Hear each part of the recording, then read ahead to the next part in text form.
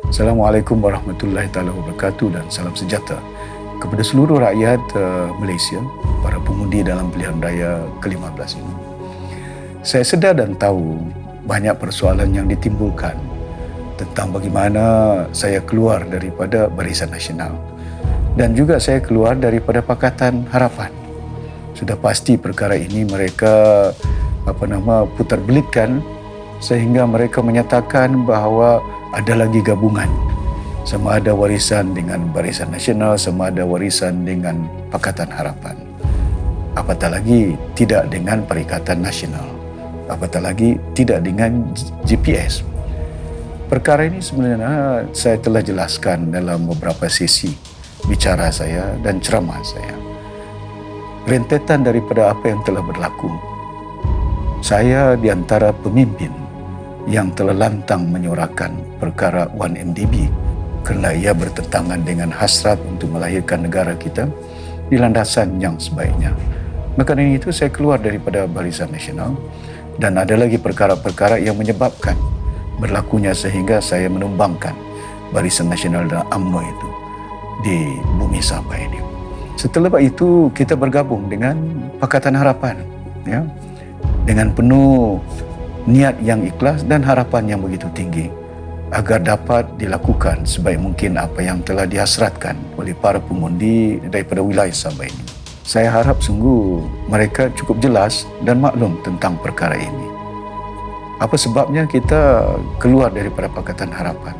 Budaya dan nilai-nilai yang telah berlaku dalam Barisan Nasional masih lagi diamalkan dalam Pakatan Harapan, ya, di mana mereka memberi keutamaan kepada kepentingan kumpulan mereka, kepentingan niat mereka nak mendapat jawatan, sama ada Perdana Menteri, sama ada Timbalan Perdana Menteri, sama ada jawatan-jawatan menteri pun menjadi satu pertelingkahan.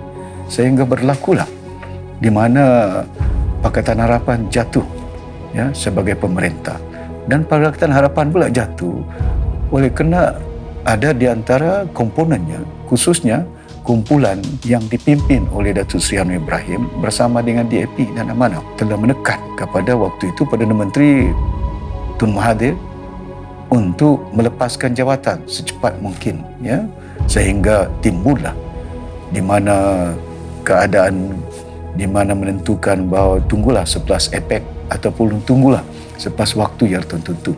Tapi ada di antara mereka pimpinan-pimpinan dan Pakatan Harapan itu tidak sabar oleh kena keinginan dan nafsu mereka nak mendapat jawatan sehingga Tun meletak jawatan, menghantar surat kepada Yang di-Pertuan Agong. Di situlah berlaku titik permulaan pergolakan yang berlaku ketidakstabilan politik di negara Malaysia. Dan perkara yang lain di mana saya melihat kita menyertai Pakatan Harapan plus warisan dengan niat kena kita dijanjikan berbagai perkara, termasuklah Perjanjian 63 tentang royalti minyak 20%, Perjanjian 63 tentang Continental Shelf dan juga 40% cukai yang harus dikembalikan kepada wilayah Sabah dan Sarawak. Malangnya perkara ini telah tidak ditunaikan, yang telah ditimbulkan oleh pimpinan Pakatan Harapan khususnya Menteri Kewangan dan pimpinan atasan mereka menyatakan bahawa kewangan tidak mencukupi.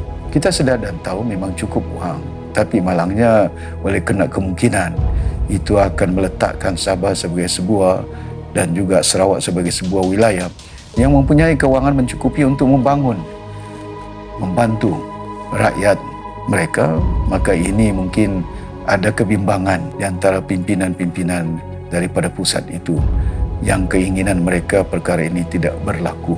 Dan selepas itu kita telah menyuarakan di landasan-landasan sepatutnya sehingga hilang kuasa yang ada. Di samping itu kita sedar bahawa bila mana hilang kuasa, Pakatan Harapan khususnya PKR, DAP dan Amanah telah pun menandatangani satu memorandum dengan pihak pembangkang yang dah pun menjadi kerajaan, termasuk Perikatan Nasional, termasuk Barisan Nasional. Mereka menyatakan sokongan mereka supaya tidak ada undi yang tidak percaya diberikan kepada Perdana Menteri yang datangnya dari UMNO walhal UMNO sebagai sebuah parti yang telah pun kalah dalam pilihan raya yang telah lalu. Mana mungkin dalam sistem demokrasi parti yang kalah boleh menjadi pemerintah. Mana mungkin parti yang menang jadi pembangkang di sebuah sistem demokrasi yang kita katakan di negara Malaysia diamalkan. Ini bukan satu sistem demokrasi yang menang menjadi pembangkang, yang kalah menjadi kerajaan.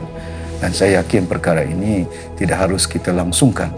Maka dengan itu kita tidak ingin bekerjasama, sama ada dengan Pakatan Harapan, sama ada dengan Barisan Nasional, sama ada dengan Perikatan Nasional. Kita nak lahirkan satu gabungan Borneo Bloc bersama dengan rakyat di negara ini untuk mengubah satu era baru, satu suasana yang baru. Kita namakan New Malaysia, for a better Malaysia. Saya yakin kalau ini dapat kita lahirkan, maka dia akan menimbulkan satu suasana yang harmoni, umatnya berpadu, yang kental, maka mudah untuk kita menarik banyak pelabur kerana ada kestabilan politik yang ada. Kestabilan politik tidak boleh dijamin dengan hanya memberi jawatan.